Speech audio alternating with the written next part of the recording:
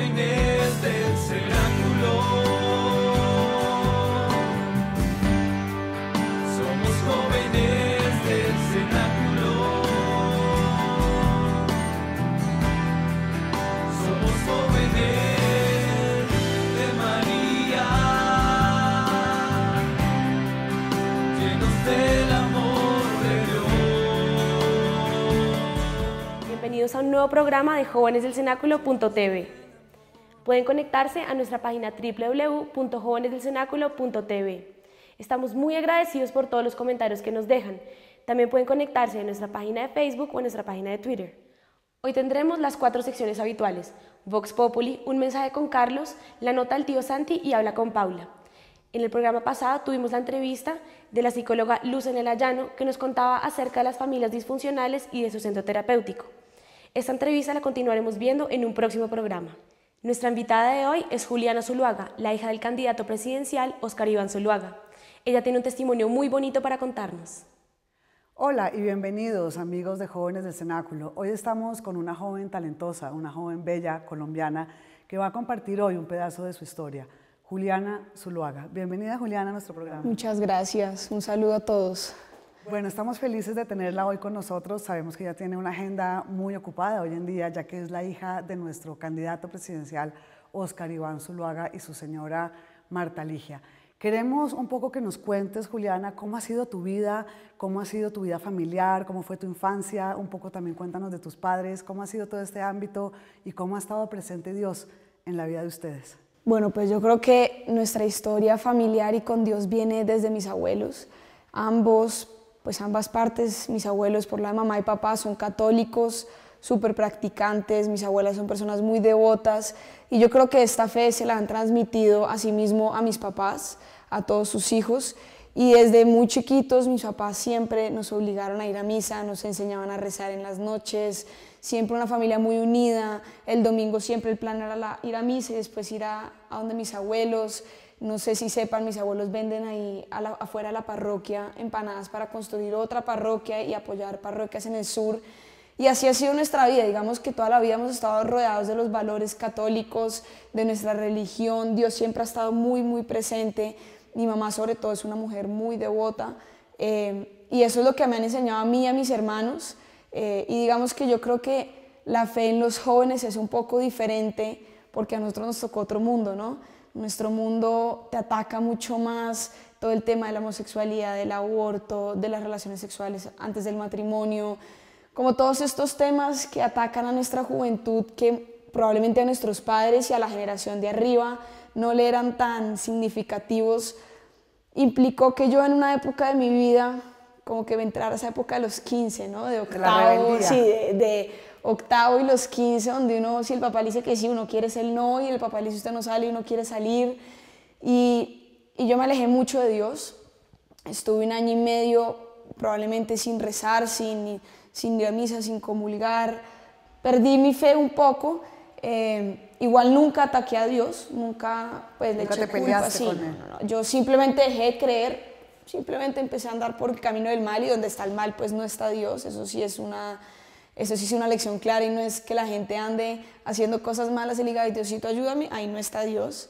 Y digamos que mi mamá, a raíz pues, de su fe, en una época un poco, digamos, turbulenta en mi vida, me manda a un retiro espiritual y me mandó a Jóvenes del Cenáculo.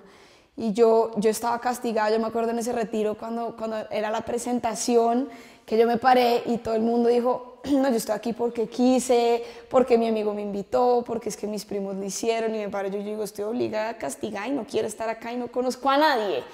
Y para mí fue una experiencia muy bonita, fue mi conversión, fue el retiro, de hecho fue el primer retiro que se hizo después de la muerte de Pipe, fue una semana ese retiro que fue en febrero, hace 2 años, y allí tuve mi conversión, empecé un camino en la fe, un camino de empezar a conocer a Dios, de amarlo, de entregarme a Él, a su servicio, al servicio a los demás.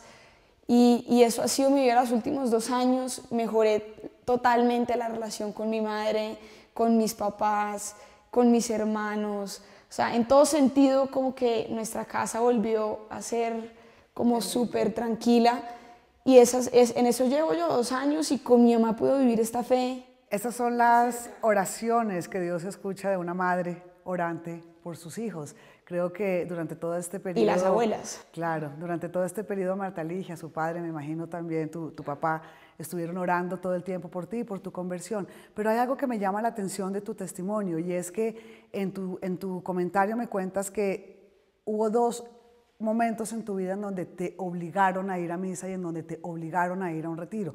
Nosotros como madres tenemos siempre este cuestionamiento de qué tanto obligar a nuestros hijos a ir a un retiro o ir a misa. A veces les dejamos demasiada libertad o a veces dejamos que ellos solitos se vayan convirtiendo o no, pero es difícil entender este momento de la vida en donde decimos, no, mi hijo lo que necesita es Dios, voy a obligarlo a ir a un retiro como castigo o voy a obligarlo a ir a misa. ¿Cómo tomaste tú esta obligación? Pues fíjate, cuando mi mamá me dijo que me iba a mandar a un retiro, yo me puse muy brava con ella, peleamos.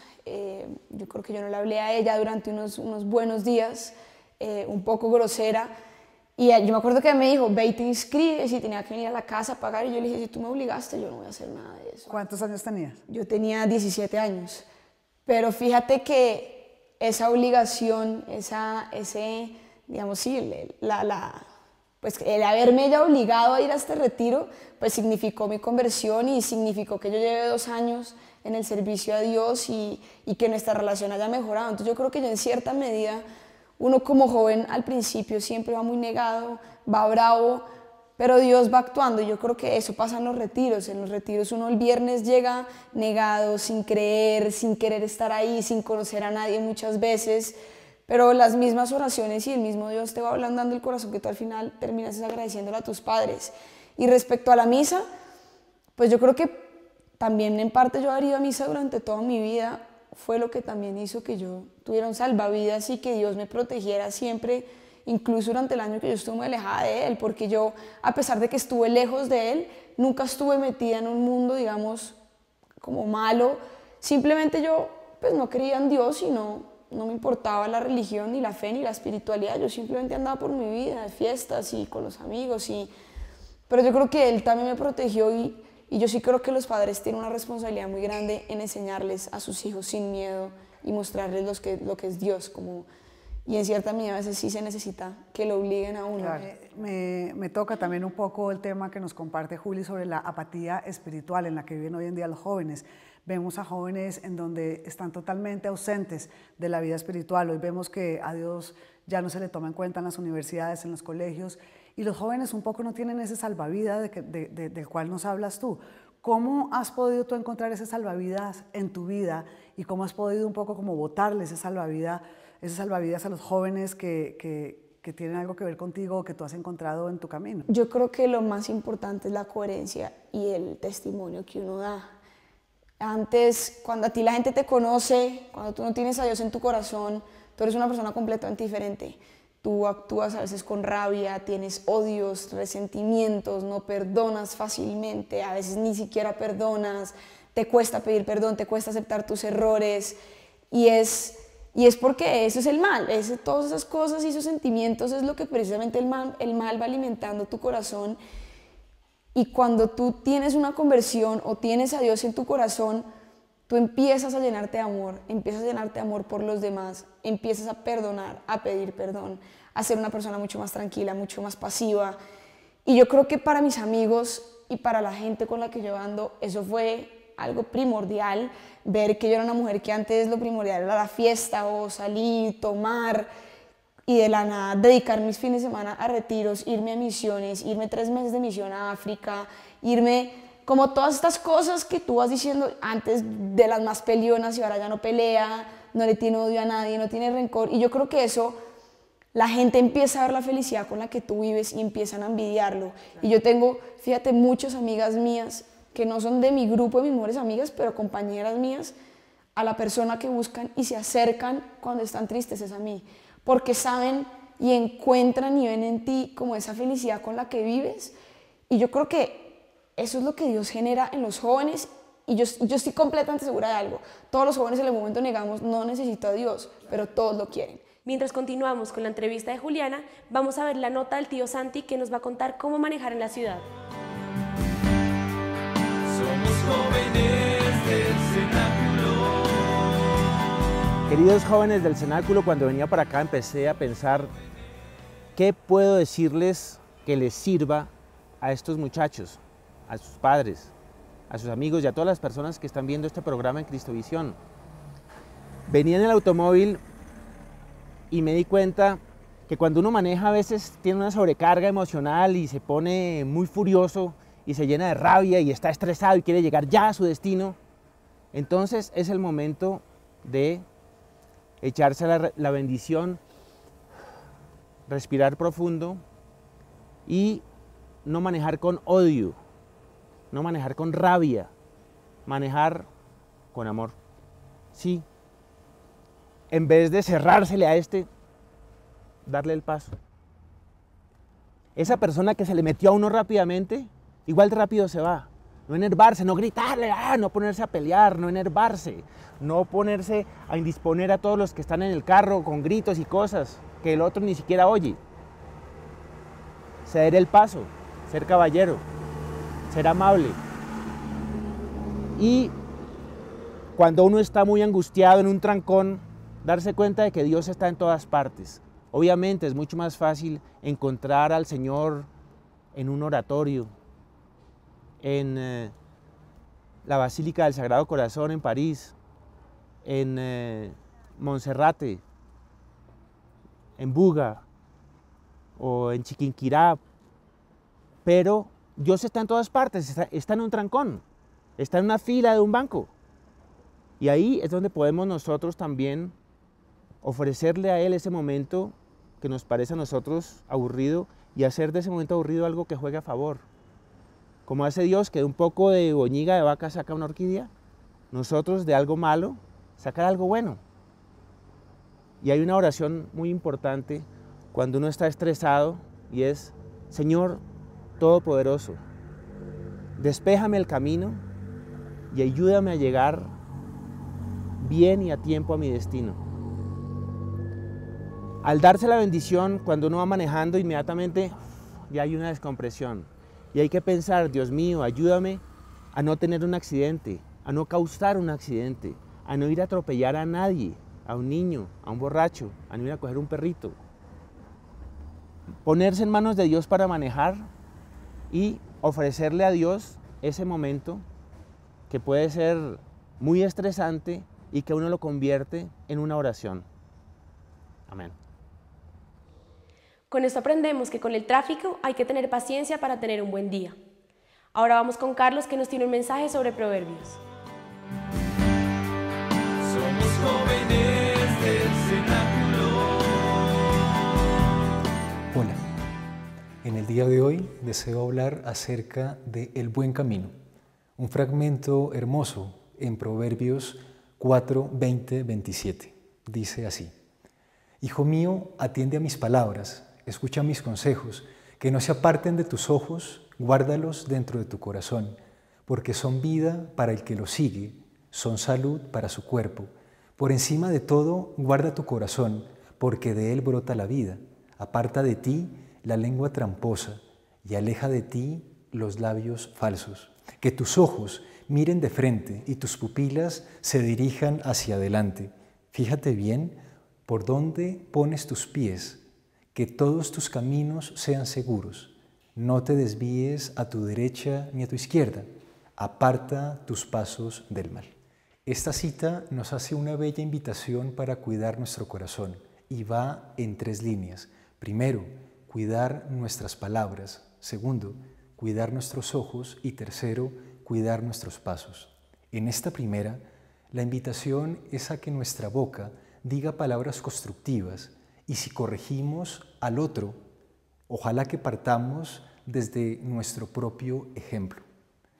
Cuidar nuestra mirada se refiere a que veamos hacia adelante, a que miremos al otro con serenidad, amor y el deseo de que sea mejor. Nuestros pasos, ojalá que sean firmes, recordando que Dios siempre nos acompaña y me da su misericordia. Señor, ayúdanos a que nuestros ojos, nuestras palabras y pasos se orienten hacia tu proyecto. Señor, ayúdanos a entender mejor y a escuchar cada día tu palabra. No se les olvide seguirnos en nuestras redes sociales. Ahí estamos atentos a todos sus comentarios. Ahora vamos con Vox Populi, que nos tienen una nota nuestros corresponsales desde Madrid, España. Somos jóvenes del cenáculo. Hola, estamos en nuestra sección de Voz Populi y estamos con Laura Lacorne. Ella es una líder de jóvenes de un retiro acá en Madrid, España.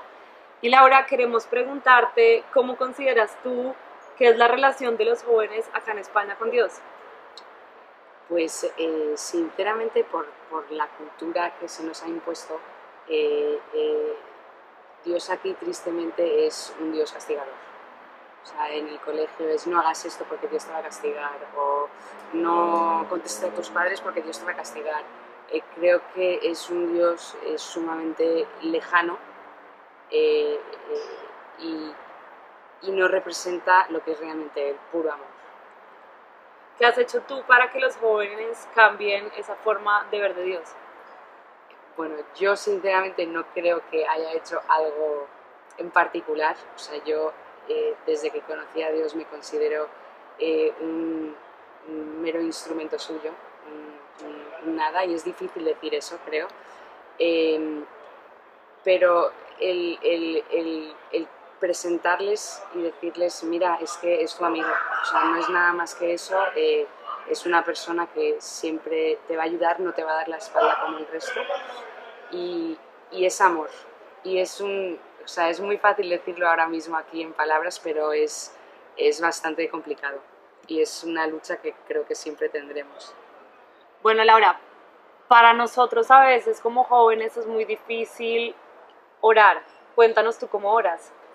Ay, es muy fácil. Yo cantando. Se puede decir, bueno, discos que me han pasado por retiros y un día me dijeron que cantando orabas el doble, ¿no? Que me gustó también eso, como más pluses, ¿no? Entonces, cantando diría que es lo que mayoritariamente hago, aunque luego ya pues he madurado más y ya puedo decir que de vez en cuando rezo un rosario, aunque a veces me cuesta. Y luego hablar, para mí orar es hablar, o sea, es tú a tú, cara a cara. Para Laura, orar es hablar. Bueno, Lau, nos gustaría que le mandaras un mensaje a todos los jóvenes del mundo que te están viendo ahora. Bueno, chicos, me he dado cuenta que tenemos una vida, solo una. Y que la cruda realidad es que es difícil y que eso no lo podemos controlar, pero qué de mejor manera que cogido de la mano de alguien que nunca te va a soltar. Ahora continuamos con la segunda parte de la entrevista a Juliana Zuluaga. Bueno, Jihan estuvo de tu mano trabajando en una linda misión que ustedes emprendieron en Madrid, España. Cuéntanos un poquito y comparte un poquito con Juliana cómo fue esa misión en España. Cuéntanos un poco, ustedes trabajaron en estos retiros de Éfeta, que es una comunidad maravillosa, dirigida por el padre de Brigar. Muy lindo, han trabajado mucho, no solamente a nivel de Colombia, sino también a nivel de España, ya llegaron cruzando fronteras. Cuéntanos de qué se trata, porque creo que muchos jóvenes estarían interesados en vivir una experiencia de la mano de ustedes. Pues Juli, yo ahora que estabas contando un poco sobre tu experiencia, me acordaba que nosotros nos conocimos precisamente en el retiro que tú comentaste, y me gustaría preguntarte qué fue eso que te llegó.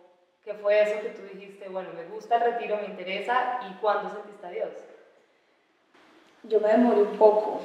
Yo creo que a lo largo del retiro, a través de los testimonios y de ciertas actividades que son confidenciales, yo empecé a encontrar cómo Dios te sanaba poco a poco. Cuando tú le abres el corazón a Dios, pero realmente se lo abres, o sea, como con fe, Él empieza a sanarte, a curar, y te empiezas a sentir una paz que yo decía, ¿qué es esto que estoy? O sea, no entiendo. Y yo, pues digamos que así me fui del retiro, y siempre pasa que yo creo que es como un pico, ¿no? Son retiros muy emotivos, muy emocionales, sí. Y uno sale, pues pucha, baladísimo, y quiero servir, y ya sé lo que va a pasar en la vida, pero llegas al mundo y otra vez te ponen los retos, ¿no? Llegas al mundo y entonces empiezas a eliminar tus amistades un poco malas, empieza a ser mejor hijo, empieza a ser mejor amigo. Y cuando empiezan a llegar esos retos, arrancan los jóvenes a discernir, ¿no? Y a decir, no. Esto ya no es tan chévere. Sí, no. Y entonces reuniones todos los lunes, y como así que misas, y como así que me toca confesar, y entonces no, esto ya no es tan chévere. Pero a mí Dios me enamoró, a mí Dios me cautivó, y yo a lo largo de mi vida, digamos, espiritual, pues que no es muy larga, llevo 2 años y medio, empecé un tema muy profundo con él, decirle, bueno, ¿tú qué quieres de mí? Porque es que yo creo que es muy distinto los planes de uno a los planes de Dios, y porque los planes de uno no son perfectos. Y entonces yo empecé un diálogo y empecé yo a decirle, ¿qué quieres de mí? ¿Qué quieres que yo haga? ¿Para qué me trajiste al mundo? ¿Por qué me llevaste a este retiro? ¿Por qué me enamoraste de esta manera? Ponme algo. Y bueno, fue ahí donde puso esta misión y donde nos volvimos a encontrar en Madrid. Y fue una súper coincidencia porque de hecho las personas que llevaron el retiro de Maús a Madrid fueron unas colombianas, y esas colombianas conocían a mi mamá, y yo había ido a la Picota un par de veces los primeros domingos de cada vez a las 5 de la mañana a repartir agua panela, y ahí había una de las líderes que llevó el retiro a Madrid, y Luli Casero contactó a esta persona y le dijo, ni tu retiro de jóvenes, y me contactaron. Y así fue como llegué a Madrid, España, y después, vaya sorpresa la que me llevé, la reunión fue con Gigi. Allá nos encontramos. Un poquito más. Así fue, allá nos encontramos, estuvimos haciendo unos retiros en FETA, España, en donde ya hay más de 180 jóvenes que hacen estos retiros y están viviendo la misión. Juli, cuando tú estuviste en España conmigo, estuviste un tiempo muy corto porque estabas haciendo una misión en Kenia. Nos gustaría que nos contaras un poco sobre tu experiencia. Sí. A raíz de todo este tema, con todo esto fue Dios, ¿no? Estos son los planes. Hasta Kenia la mandó. Sí. Yo me fui, antes de irme a Kenia, antes de llegar a España, yo estuve en la jornada mundial, estuve con el Papa, y yo tengo como uno de esos amigos que él se está preparando para ser sacerdote, y no es mi guía espiritual, pero es uno de esos amigos con los que yo me siento a hablar mucho de la fe. Pues es una persona un poco, pues tiene 25 años, pero somos grandes amigos. Y yo hablaba mucho con él en la jornada y yo le decía cómo Dios te trata en el mundo para algo, porque Dios escoge gente para una misión, y a mí me escogió. Y digamos que yo precisamente no sabía a qué me quería dedicar, yo no sabía qué estudiar, no sabía si mi misión era estudiar, dedicarme al servicio, qué tanto me tenía que preparar. Y yo le dije, pues Dios mío, si tú me vas a poner algo, pónmelo bien claro. Y me mandó para África, me fui 3 meses, estuve viviendo en Kenia, en las afueras de Nairobi. Yo me acuerdo que cuando yo llegué, lo primero que yo hice fue encomendarme a Dios, y yo le dije, si tú me pusiste acá, tú me vas a cuidar. Y si me pusiste acá fue por algo, y efectivamente fue así. Y les cuento, yo no sé si te lo conté a ti, estando en España, yo me acuerdo que yo llegué, y ustedes saben cómo son los gringos, ¿no? Que se ponen 18.000 vacunas, llevan todo un botiquín, esos tarros naranjas, mejor dicho, tenían pastillas para todo lo que ustedes se les imaginara, para la malaria, mejor dicho, que no tenían. Y yo, un poco inocentemente, porque yo sí fui donde el pediatra, donde el médico, antes un poco inocentemente, yo solamente fui con la vacuna de la fiebre amarilla y el tétano. Yo el resto, ni pastillas para la malaria, nada. Y así empecé esta experiencia. Como al mes hubo 2 voluntarias que se enfermaron de fiebre tifoidea, que eso es por feces humanas en la comida. Y yo me acuerdo que yo no tenía la vacuna, y yo decía, pues, o sea, si me enfermé, pues me enfermé, esto es una semana de cama, perdón la palabra, pues, daño estomacal, o sea, pues no se puede mover, esa vaina te daña por completo tu organismo. Y yo me acuerdo que ese día cuando se enteraron que 2 voluntarios tenían, yo me sentí y dije, Dios mío, yo no me puse la vacuna porque, o sea, no tenía ni idea. Si tú me trajiste acá, me vas a cuidar. Y efectivamente yo fui la única que no se enfermó, no me dio nunca un daño estomacal, nunca una gripa, nunca nada. Yo no tomé pastillas para la malaria y no me dio malaria. Eso que el niño de mi casa era la 5ª vez en el año que le daba malaria, entonces era una zona de alto riesgo, pero él sabe cómo hace sus cosas, y él cuando uno de verdad confía y tiene fe, él te lo concede, y así fue como me pasó.